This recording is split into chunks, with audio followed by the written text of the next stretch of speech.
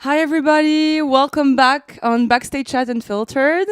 Today is our fourth episode, and I'm so happy to have with me two icons from the Belgian scene.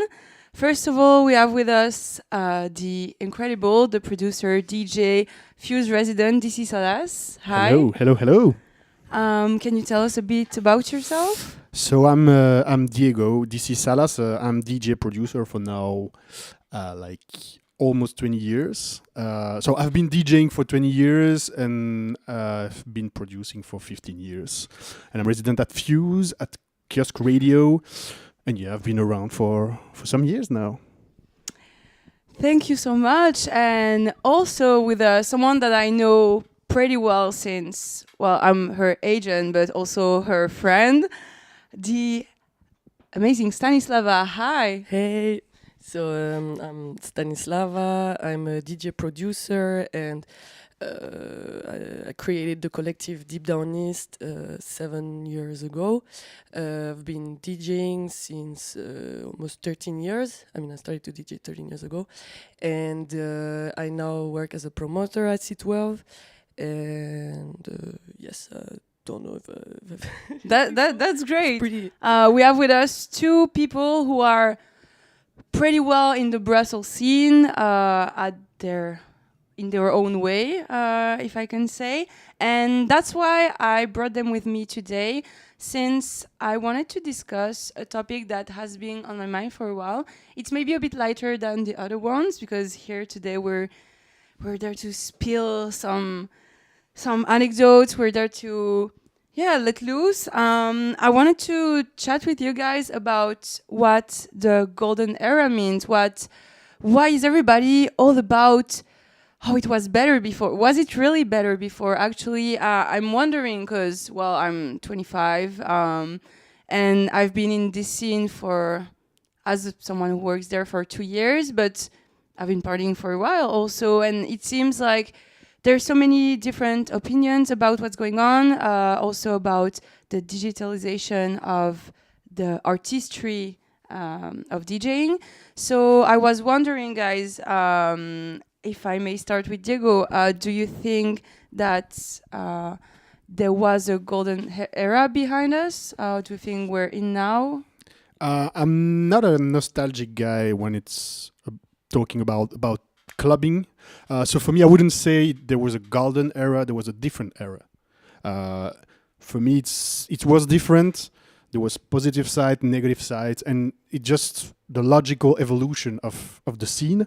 But I wouldn't say it was magical or better than now. It was just different. That's my, let's say, global conclusion. And I think we're gonna dig deeper, of course, during this hour. But that's my main feeling about it. It's like I'm not like, wow, club nights were better before. They were different. They were maybe more intense. Stuff have changed on the positive way sometimes. So yeah, that's it for me. I wouldn't talk about golden era when it's about my experience of clubbing, because I'm 36. So I started going out like 20 years ago, so early 2000. So I couldn't talk about the 90s because I wasn't there. But early 2000, let's say, yeah, it was different. That's it. And I know, Stan, you're a big nostalgic. Your music is so 90s infused. You're a 90s baby also. What's your feeling about this? So yeah, as you said, like I'm nostalgic about like 90s music, but also I think like just in my general personality, I'm someone who, maybe idealize the past and fantasize of what I didn't experience in a way. But I actually about like this term of like golden era, I associated more like to the music rather than the clubbing thing, because for me 90s music, trance, techno, it's what I love the most. And even like besides actually electronic music, I think like hip hop and music in general in the 90s and before was something different that what we experience now, but also I have quite a lot of friends who are like now in the 40s and who told me a lot about the clubbing scene in Belgium in the 90s. And it's something like every time these people would tell me stories about how they would travel with cars across Belgium, how there were like so many clubs, and how people would travel from like across Europe to go to Belgium specifically for the scene. Like as someone who didn't experience that, but then heard like all these stories, is like something, yeah, I think there is like this natural thing of being like, wow, it was better before because I didn't experience it, so I cannot make my an opinion, and I can just hear like the like the positive aspects of what people experience, but then also like the dark side also, because like as I was saying just before, like with this thing of people traveling with car across Belgium, we can talk about like, yeah, how parties were crazy, but we don't talk that much about like how many people like died on the road going to clubs, and how like, yeah, like so drugs wise there was like also some crazy things happening at that moment. But yeah, actually, like, yeah, so I was forgetting the question what it was about, but yeah, so about this. Yeah, but I want to know also, Diego, maybe about what Stan said. Do you feel the way people experience the party has evolved a lot, like from when you started DJing and playing? How do you feel it has changed in the way people consume the parties? I think there were like different eras I've experienced, and I was someone different also because I was starting first, going out, but I've always been there for the music, for example. So I had a lot of friends who were going to like more commercial clubs.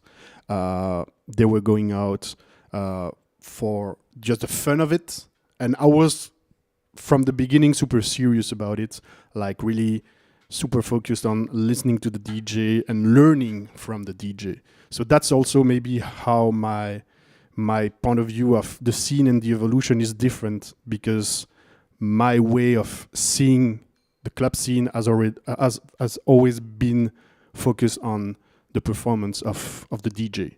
So not so much on the club aspect, more on the musicality. Yeah, exactly. Okay. But I've seen how the crowd evolved over the years, and how from the DJ point of view also, they were expecting something else on some part of the club scene. Also, it's also you have the underground, and then you have the mainstream side, and then over the years, I think like the underground has been like a commercial, I don't know, aspect used by the mainstream, and there were at some point like crossover a couple of years ago, where both were used and both like collaborated at some point. Which and when did this shift happen, in your opinion? I think I would say that social media and all this digital communication evolution also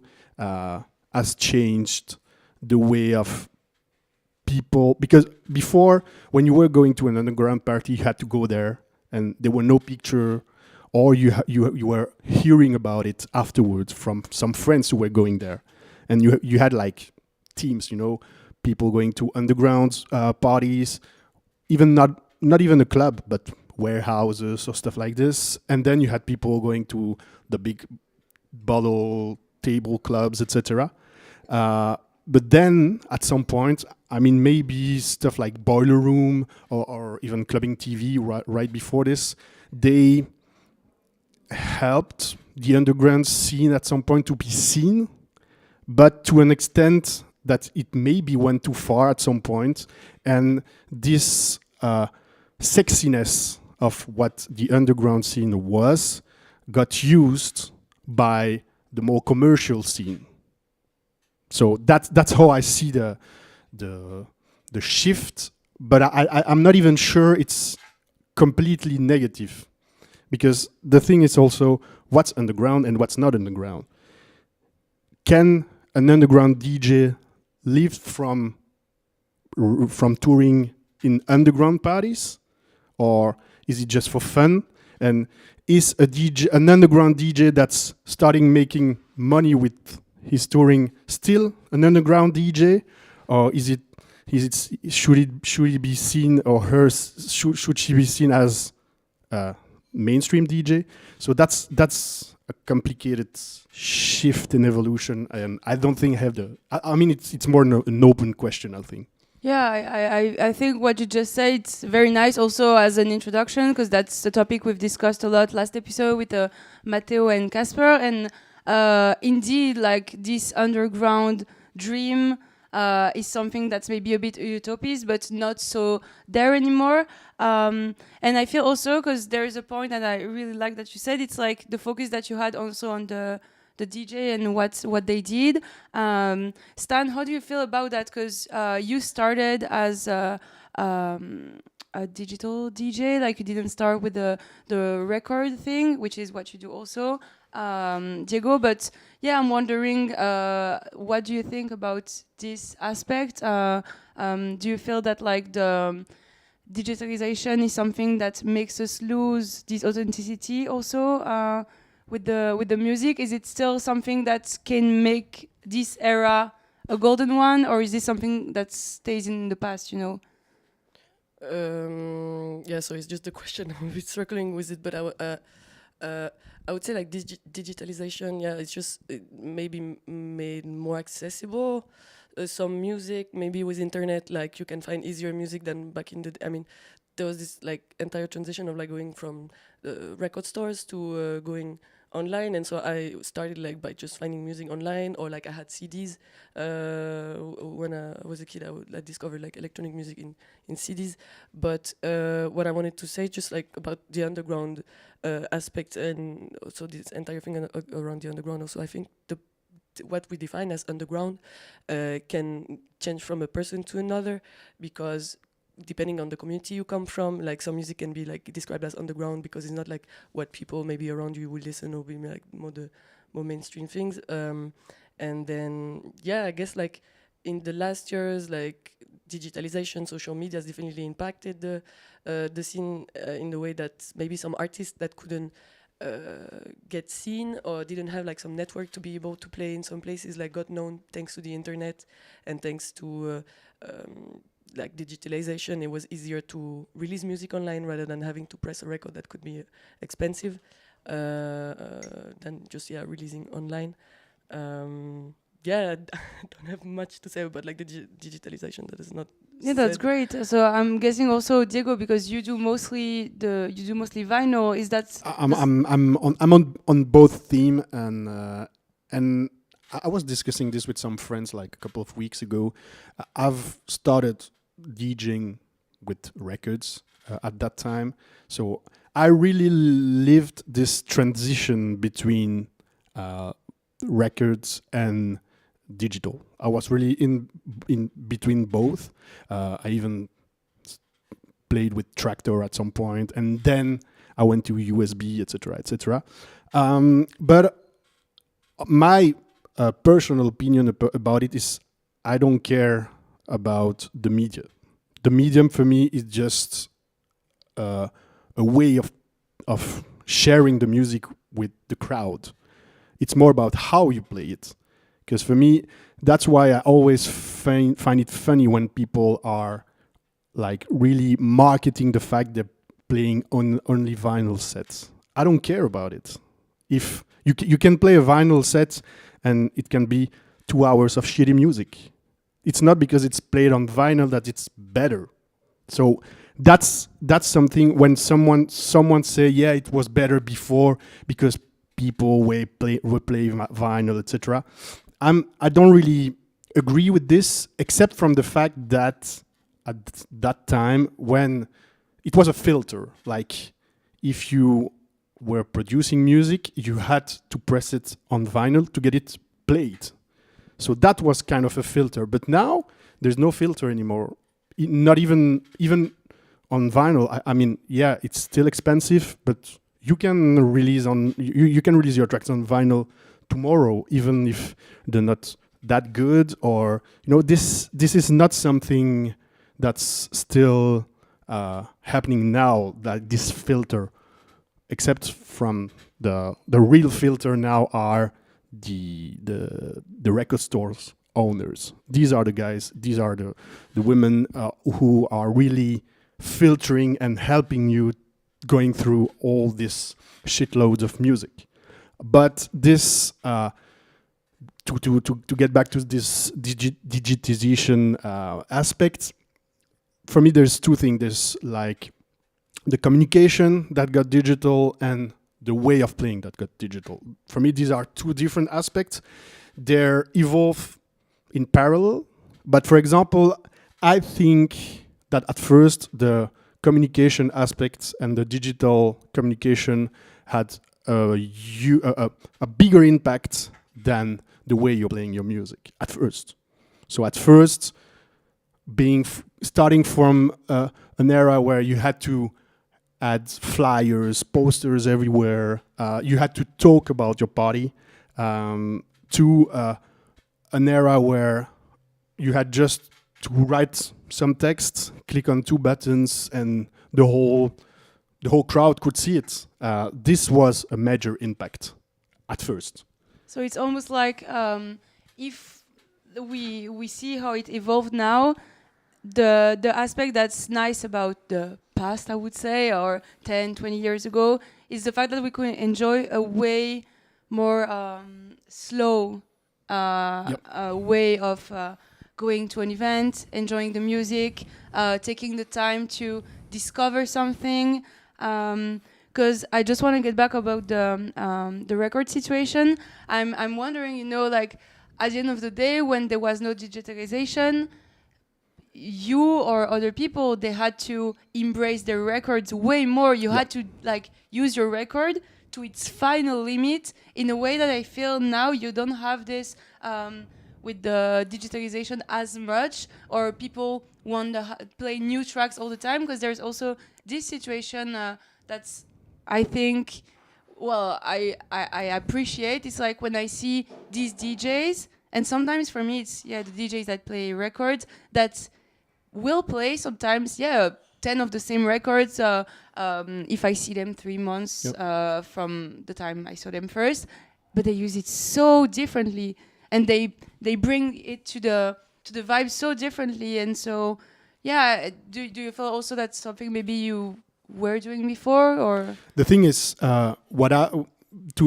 first to add something about the past and the communication, etc. I think something we are missing now, and we're kind of trying to get back to this in underground parties, is that at that time, what was happening in the club were staying in the club. You had no picture, you had no videos. So this era might have been seen as better also because it was all about the stories you heard about it and not the party itself, because maybe you weren't there and it's just like, I heard that this happened. Now it's way more about, wow, this party has super nice pictures, look at these videos. So there's no mystery anymore. So that's might have played a role on how better it was before. It's also about storytelling. And to answer your question about the record and everything and the digitalization of records, on my side nowadays and for years now, I feel way too overwhelmed by the amount of music I can get, because I'm spending, I mean, almost 2 days a week digging, and it was way easier to do it only on record stores, before Discogs, before everything, because you had one specific place where you were going, or 2 or 3, you were digging there, and then you were focusing on this. But now you can check Bandcamp every day, check Discogs every day, you receive promos, and there are so many sources that I'm spending more time filtering these sources than working on my selection.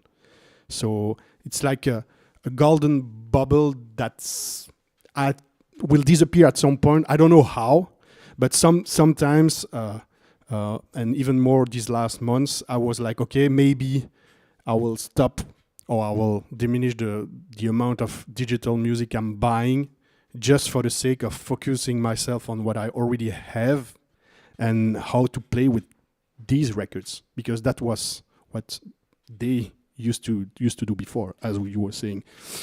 So that's maybe the thing with now is you have so many possibilities that you don't have possibilities anymore. It's like you're too overwhelmed, and it's the same with parties.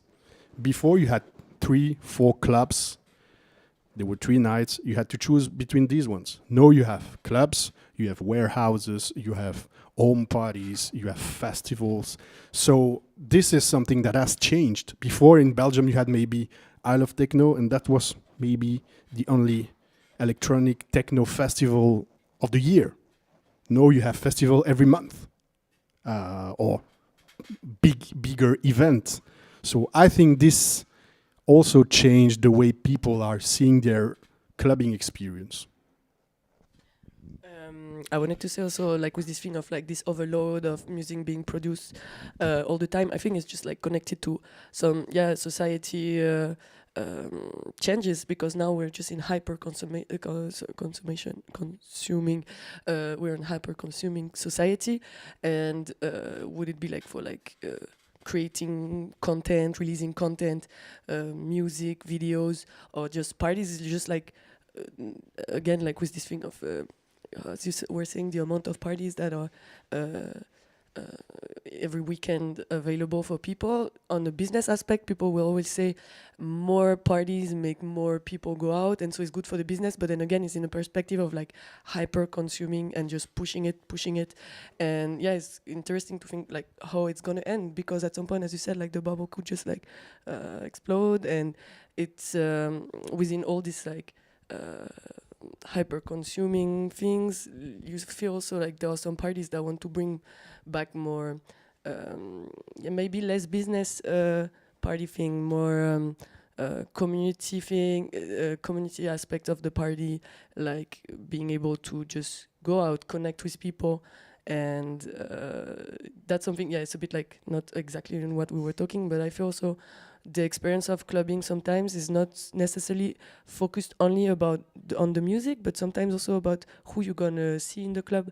And in this society of we're connected to everyone in the world with internet, sometimes people could also like just need some more real connections through the club. And It's getting lost in some way, this connection to music. Now it's the amount of parties, it's also the business that's not focused on music most of the time. And I'm wondering, as a promoter and as like someone who has been handling a collective actually for the past few years, how do you feel about this at the moment when you have to also create a lineup? Like, are you thinking mostly musically? Are you thinking about the vibe? Are you thinking about the artistry of the artist? But definitely, like, there is music first, but then also you think like who is gonna bring people, like, because there are some names in Brussels, some locals, they have a community that follow them because they know, so the music is gonna be cool, and they know that other people will be there, so they want to connect. And so this is how, like, you see queer parties are experiencing big successes, because the community needs these spaces. And so that when you're booking some names, you're sure to have like some people. And then of course, like, in my own experience, I also try to bring some names that are not known. Also with Deep Down is there's the Eastern European focus that was the core, the aim, like the aim of the collective at the beginning.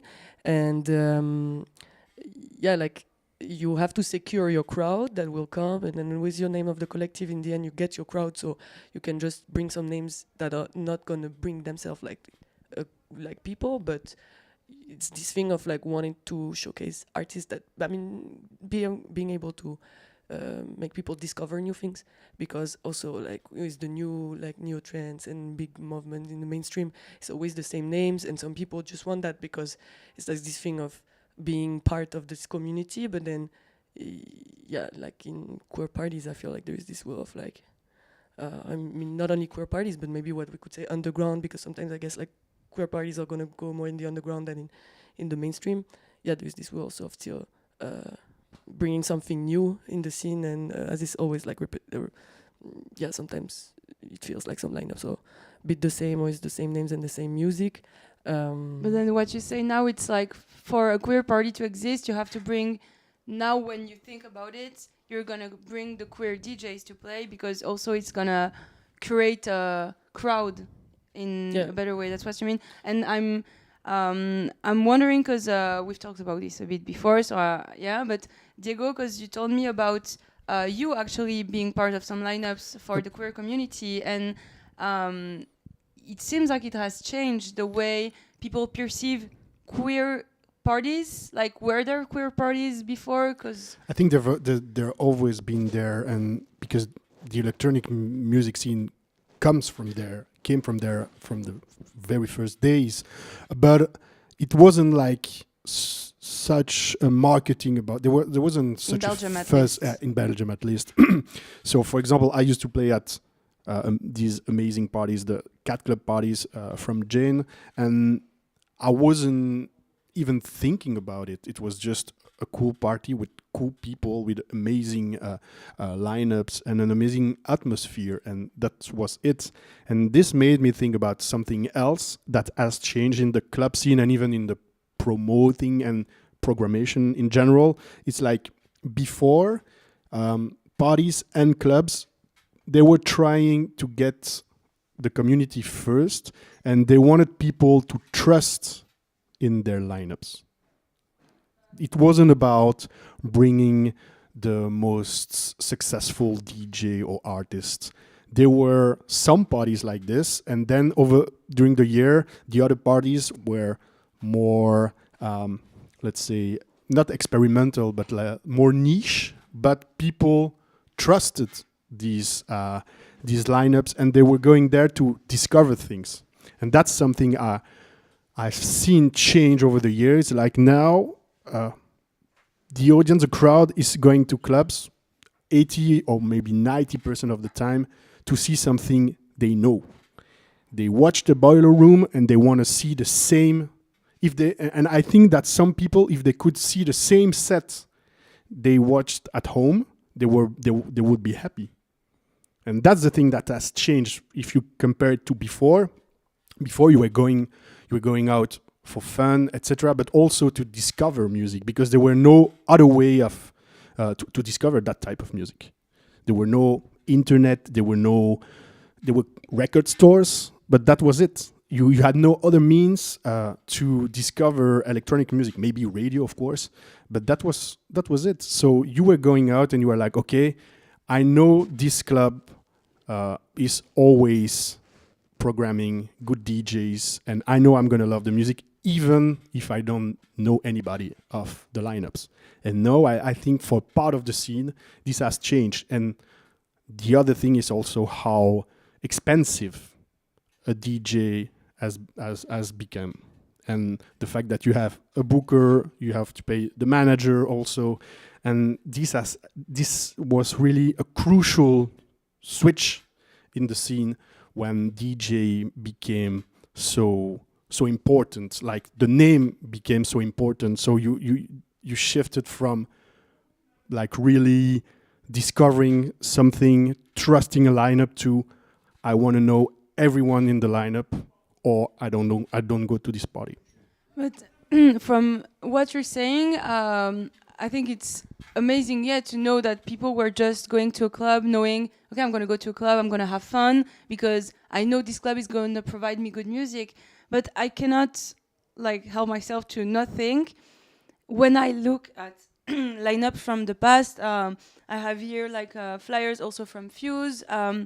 The amount of women on lineups were so low, and the amount of queer people still on lineups. You had some gay men, but the amount of queer, the amount of trans people on lineups was still very, very low, and that was not a focus, because it was the focus was on music, which for me it's obviously it must be the most important thing, because a sentence, I don't know if you hear that, but Stan and I hear a lot, it's like, no, but guys, we've created the lineup for the music, but the music evolves also, which for me it's crazy. Of course, we can preach these dudes who were released on records, because also getting released on records when you were a man was easier. Doesn't mean it's easy. You have to work so hard on your music, etc. But it was easier, and now you've got way more women on lineups also. And yeah, at the end of the day, I'm wondering how we can put the focus back on music in a way that it's gonna be still inclusive enough. Still as like a promoter, what's the thoughts you have behind the lineup when you're gonna just think about it? You know. Actually, I also already said that before. So I'll just say about what you just said before. This thing of like women that were not that much booked, and or not a lot of women being producers or DJs. I think in the last years, in like last 10 years with Me Too, Me Too impacted like the world in all of its levels. Because if you talk about like electronic music and DJs, you can also look at like other music genres, other levels of societies, like all this public roles, would it be in politics or like just in any level of society, women were not shown, you know, like. So I think this shift in the last years also was important, and just like coming from Me Too. But then, yeah, now it's like also this idea of like how do you do to not just going like into tokenism. Also just like booking someone because you want to have an inclusive lineup is like also in the on the racial aspect also, if I can use this term.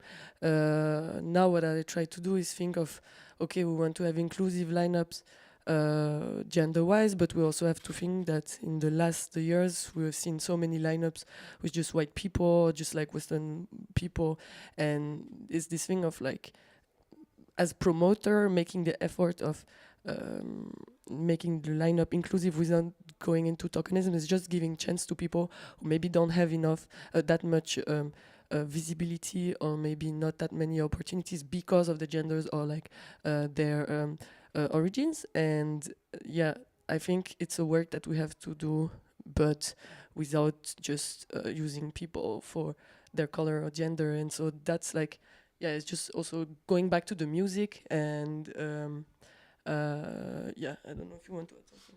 Yeah, I think my conclusion on this topic would be that this, like, being conscious of how important inclusivity is for a party is one of the most beautiful evolution of the scene. And I think that's what we are conscious of now need to stay. I won't say it needs to be forgotten, but it needs to stay and to be developed in parallel with this focus on music. It's not that we put it off and we say, okay, we don't care about inclusivity. We're inclusive now. We're living in an inclusive world, so everything is inclusive, and let's go back to music because it's so not. So I think that's one of the most positive evolution of the scene over the years. Yeah, I agree. I think it is also, and I think even on another aspect, it's the label and the releasing aspect who has taken a new height with the diversity that you can find in the labels release. Also with the people who own labels at the moment, and I think it's crazy because now you see so many people and also women that have been released on like have record deals, and that's something I really like because you told me about some records you did last year for Crossroads, and you actually like recommended so many women that also play records or like were released on records, which is also a new height. And for me that's an important point. It's like you just have to put the music first, but you have to listen to music and to be true to yourself. Are you listening to music, or are you listening to the music that's easy for you to access? Are you listening to the music that was first put onto you? So I think that's really cool. And I also want to go more into that. Do you think that now, like the way the labels impact the club, it's also the same? Like, is it going the same way it did before, or is it different? Like, I'm gonna still get back to the digitalization, but you have so many people that call themselves labels, and is this a label, or was the label done 10 years ago? Is a label still relevant at the end of the day? That's the main question, I think. Like, really, why would you sign on a label? That's the main question. Because so I have two different hats on this. I've been managing a label for like over 12 years, which was Biologic Records with Harold Abstraction. Then I stopped and I started my label, Higher Hopes, 3 years ago. So I see how we were envisioning the role of a label. And I know also as an artist, I have been releasing like 20 different EPs and record that signed different deals with labels. And I know also on the artist point of view, why would I sign with a label or not? My view on label, as a label founder, is you need to add something. You need to have a proposal and a value for the artist. At Biologic Records, for example, we've been always there. We wanted to develop the artist. We weren't there just to, like, buy their content and use their content to feed the label. We were maybe releasing 3 or 4 EPs per year, but we wanted to work on them really well. We were working with like some PR agencies. We really wanted to build the profiles of people we were signing. And as an artist, that's what I'm looking for when I'm signing with a label. Because nowadays, as you said, if I want to release my music, I can do it right now. I put it on Bandcamp and that's it. And that's what's happening with 80% of the labels. So there's not always like a proper value proposition from the label you're signing on. You're signing on a name, but in the end, with some labels I've seen or approached me, I didn't release anything on these labels because they were releasing like 1 EP every 2 weeks or 3 weeks. And why would I give them 4 tracks I spent hours on doing for 2 posts they will do, a newsletter, and then being forgotten. And 50%. Yeah, and 50%. But for 50% on nothing, it's still, So there is the same shift that happened with clubs is happening with labels also. And you have also this distinction between what's an underground label and a mainstream label. And I would say that mainstream labels are also labels who are thinking more than just releasing music. They have a plan. They have a vision, which can be positive also.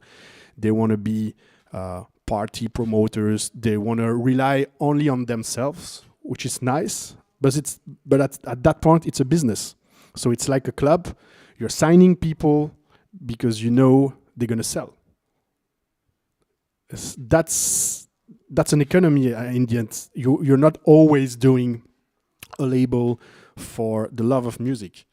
With Biologic Records, we were doing it for this, and with Higher Hopes, it's the same. I'm like releasing 1 EP or 2 every year, so I'm not making any money out of it.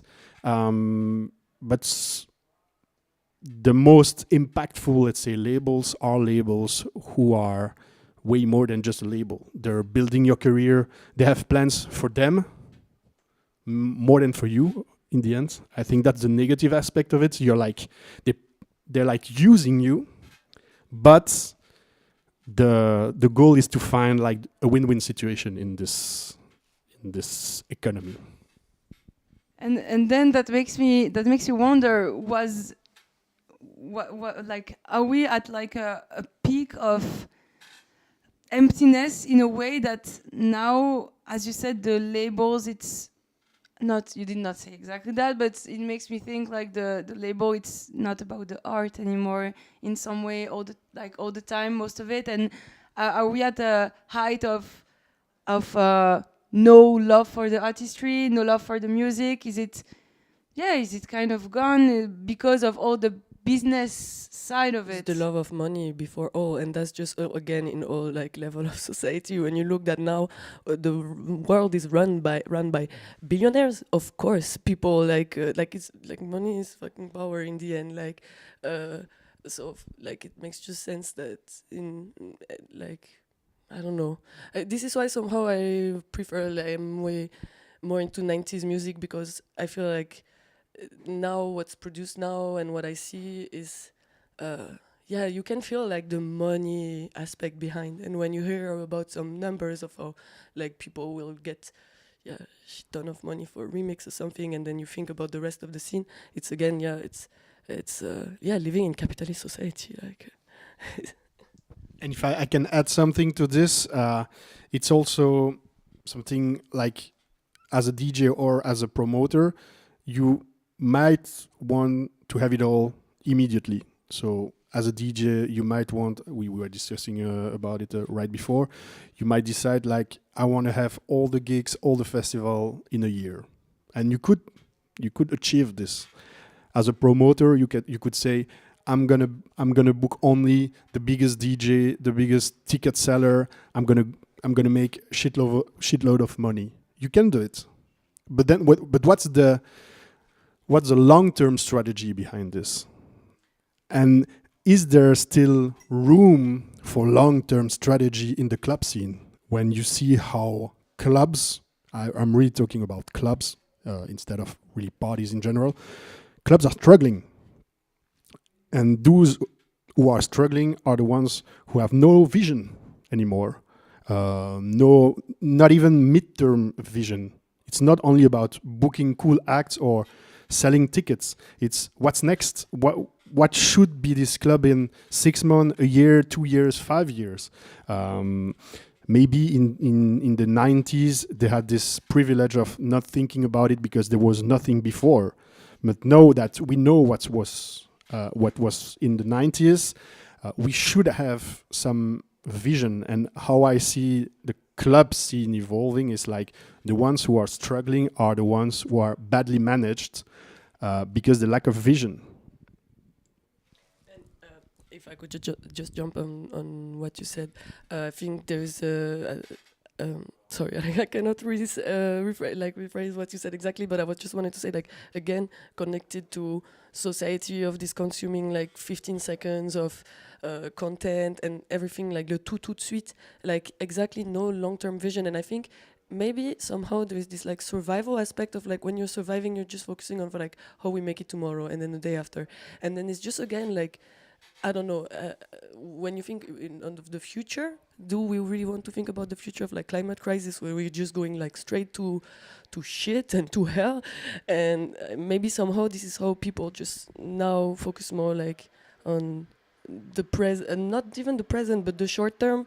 But then also it's business aspect. You want to have like results now, and also as you said, like about how DJs now can just jump to the peak time set and don't go through like this warm-up thing, is because there's not this thing of like enjoying the process and growing through the process. Is more like we need results, and that again is just for me like results of like the society in which we live, that it's on all levels, like consuming small, we need fast and short content for the dopamine. For business, you want to invest in something, you need to have results now, because you don't know what's going to happen actually in 2 years. Or it's like maybe this lack of control on the future, because we don't have a future in our hand in a way. It's like politicians who are led by money, and I don't know, have really like skeptical views of the future, but I worked in politics, so I feel like I've seen what's up, and I don't trust actually what's coming next. And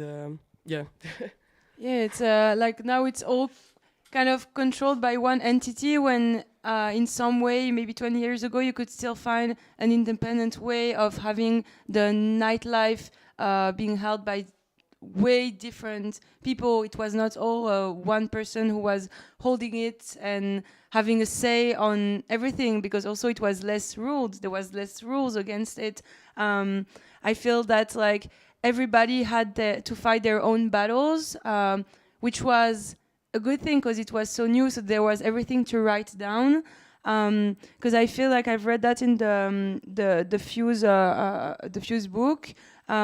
It's like there was this party. I don't remember the name that Peter was throwing, and I remember like the city telling them like, "Oh guys, you cannot have these parties going on anymore," and they had to like really find a way to make it happen and have these discussions for the first time, kind of to let the administration know like, yeah, parties meant to be staying, when now it's like everything is there and we feel like we have access to lots of things, but do we really have access to lots of things? Do we really have access to something that is real and sustainable? Yeah, I think that the sustainable parties and clubs are the ones who with a purpose. If you don't have any purpose, more than just selling tickets and selling drinks, you're gonna be lost at some point. Maybe you can be successful for a couple of years. You can create amazing content, wonderful videos, wonderful Instagram posts and stories. But will it stay like this? I don't think so, because at some point people will get bored about it. Because since there is no purpose and no vision, like this type of storytelling can't last forever. And at some point, the crowd will age also, and they will go for something else. So that's something I think super important. Now, know that with the heritage we have, we need to go back to, if we want to have a sustainable party scene in general, we need to have more purpose when running a party or running a club. I think somehow when I see like how it's going in Europe, I feel like Brussels is quite protected in a way. We managed to, with the different collectives and how the clubs are going here in comparison to other places I've been. I feel we still have like this. Again, using this underground term, but like how like when you look at the DJs community in Brussels, there are like a lot of new initiatives to go on something a bit more positive than what I was saying before. Like there's the community aspect brings also new types of parties. I'm just thinking of this event, for instance, like Matinee, that is not a clubbing event, but goes like with music, and it's this thing of being like on a Sunday, you want to chill in the afternoon, and then if you want to go back to the club, you go to Thrift Club on the Sunday night. But how I envision it is like, there's the business aspect, the people who are there to make money for themselves and not for the music and not for the scene. But then there are all these DJs and collectives who actually are there for the right things. And the fact that we have this in Brussels, we have a lot of like great DJs and collectives. I think we are pretty lucky to not getting hit too much by this wave of hyper consumerism of music and the biggest collectives who also like in the new music and like selling tickets vibes and not really caring about the craft in a way. So I don't know if you have and the one that will last at the end, it's like you say, this Matinee example is a good one. I feel we're seeing I think it's kind of a cycle, because I look into some lineups back then, or I look into some club visuals back then, and sometimes you don't even see names on the visuals. You just see about a club night happening. And now for events like Matinee, they advertise some DJs, but it's not the big known DJs. It's local DJs. It's music enthusiasts. It's people that like really have their vision on music, which is why it's for me becoming meaningful again. And like I'm also like Stan, like I'm always in between being very dark about what the fuck is going on and then being super enlightened. And I kind of feel we have this, I will not say golden era revival, but we have very special era revival where it's like this crossover between different communities, between different generations of people, where we can all bump into each other, and at the end of the day you will feel the ones that really are into the artistry and the music, they will connect together, their minds will connect. And I also feel that when I went to the Beautiful Freaks parties. I don't know, if you wonder before, but Beautiful Freaks I was parties. about to mention them. So. Yeah, it's like this like big ass selectors. This party thrown, if I'm correct, by DJ Rino and Walrus. Yep. And it's a very simple scenography at the end. It's colorful, it's beautiful, but the sound system is sick. It's in these different venues, sometimes Buddha, which is, for those who don't know, kind of these warehousey vibes, but also 3 rooms, but also not so warehouse. And it's so simple. It's so simple. Back to basics with a purpose. And I think that's also why maybe Brussels is a bit protected, even if we have shitty neighbors everywhere. It's because we have a history. And if you dig into the history a bit, you can get the most positive side of that story and put it into perspective in 2025. And that's where the beauty of the party scene can happen and can be more sustainable. But I think that clubs, they also have their responsibility on how it's evolving. If a big club is like saying, okay, I don't want to go for this race of spending shitloads of money on fees. I want to stop. I want to go back to something more sustainable for everyone. If the big ones are doing it, this is a big message for the entire scene. So this is also something clubs are trying to do, of course. I know Fuse is trying to do it sometimes. Seduz is trying to do it. But there is, of course, also the business aspects behind it. But I think that in Brussels, at least, we have this option and the privilege of being able of, as a club, for example, if I take Fuse as an example, because this is the one I know the best, they know everybody want to play at Fuse. So they have this privilege of not always choosing the biggest lineups. Of course, sometimes they do it and they have to do it because it's a business.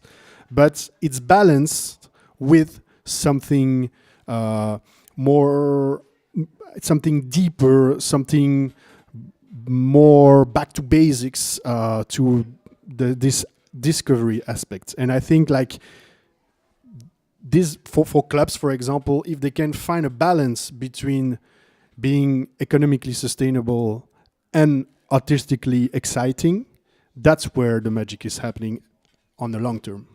For me, it's like this new era with a twist, because as you said, now the clubs have to get back to some identity, to have a meaning and a purpose. And I feel the twist now is how transparency is becoming a very big marketing tool, but also just a basic thing now. And you see it as like even Fuse, with like the way they always actually interacted with me. They've always been transparent when we handle bookings with them. They're like, we're giving you this budget because that's what we do for the locals. And then you've got also these new spots that are always going to be like telling, we do this for the music, so the price that you're gonna pay is paying for the music, but the music implies the sound system, the music implies the workers there, the music implies the awareness team, it implies every layer of it. But then that's the money you pay now in this era where everything is way too expensive and where everything is, well, at a fucked up point. But it's this twist that I think is beautiful, and for me that's what the new golden era means. It's like we found a way to do it right. And I just want to point also a new project that I think is a really good example of that. It's like Essin in Paris, which is this new club brought by Brice Couder, who is like a legend in the Parisian nightlife. He has brought a project like Concrete.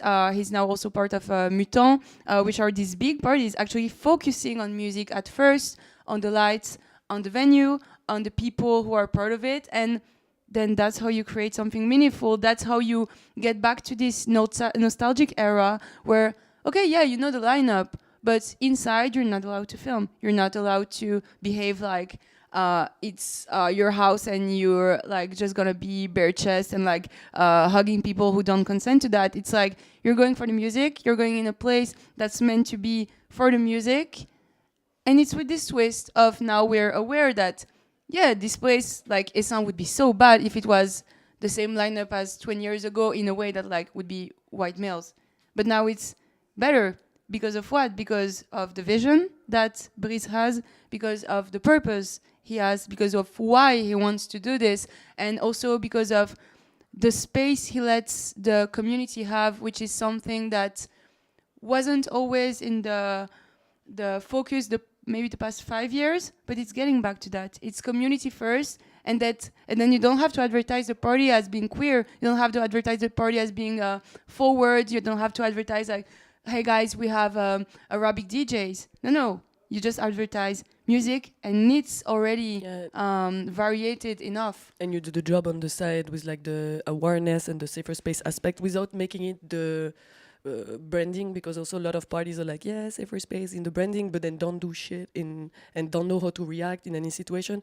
But then like that's also something in the last years that's been like crazy how we improved in that. So how clubs followed the initiatives of collectives, because the safer space aspect, like the work of like explaining and researching on how to improve club experience for everyone, it came from queer collectives, and then seeing how clubs followed was something really great. And then in Brussels, especially, and I think it's a bit everywhere that we see that as well. But I just wanted to say also about like the golden era. What I keep in mind when I think about the golden era in the 90s in Belgium is that there were like some artists going together in the studio and making tracks together.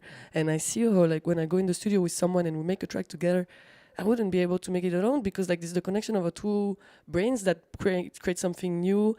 And yeah, it's like it was at the talk at Fuse. It was Steven who was like, collective should invest in studios and in gear together, and that's really one of my dreams, is like being able to create a space where we can invest with DJs of Brussels, because there's also the accessibility to gear sometimes is complicated, and thinking that the new golden era, the sound of Belgium too, will be coming from also like artists creating together, and that's also like the strength of the community in Brussels, that so many talented artists, and if we could just like try things of like putting people with different like influences in a studio together, releasing one thing where there's like the names of everyone and not just like, I don't know.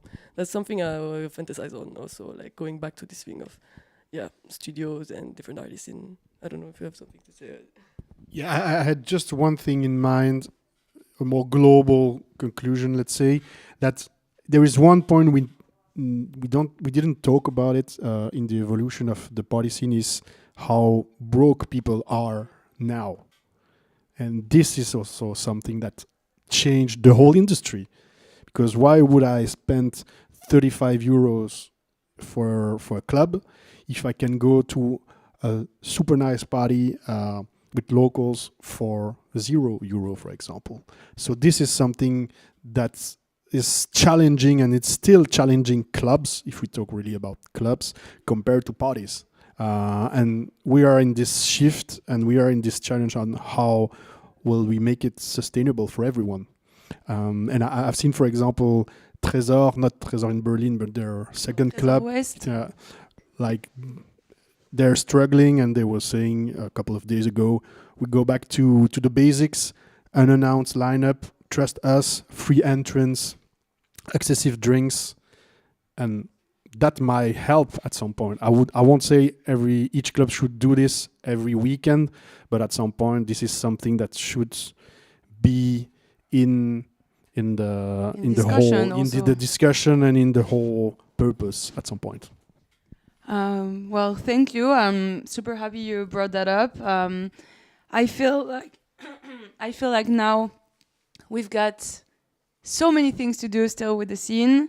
We're in the middle of like a musical revolution. nightlife revolution. And just a revolution. We And need to just- fight capitalism if we want to improve the scene. There is one Exactly. thing to fight. Exactly. It's like this capitalistic revolution.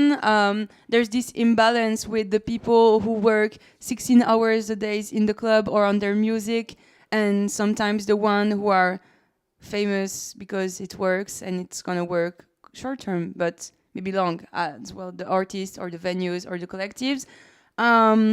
So yeah, I think everybody maybe slow down, take time to enjoy what you have, try to bring meaningful projects if you've got the possibility to help others. Also, for me, it's like the power of our time now. It's like, let's use the digitalization at its best. We can connect with people from far away that need our help. Let's help them. Let's help each other. Yeah, we need to bring back solidarity. Bring back solidarity, guys. Bring back solidarity. And so I'm happy we had this talk today with Diego de Salas and Stanislawa. It was so nice to have you guys. Everybody, go check their music. It's very, very good. It has been made with love. Go support your locals. And if you're listening to us from afar, well, go support them when Come to Brussels. Yeah, and come to Brussels, guys.